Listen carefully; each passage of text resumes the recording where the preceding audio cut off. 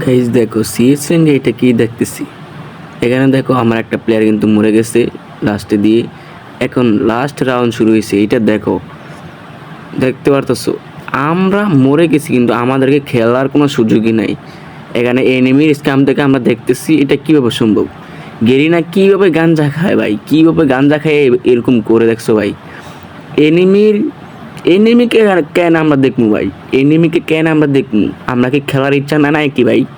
CS র্যাঙ্কে যদি এসব করে ভাই ম্যাচগুলো, এটা হুদাই হারছি ভাই। দেখছো এটা কি একটা ম্যাচ হাইরা গেছি দেখছো ভাই। মানে গেরিনা কি পরিমাণে গাঞ্জাটা খাইছে তুমি দেখছো ভাই, তোমরা একটু খেয়াল করে দেখো ভাই।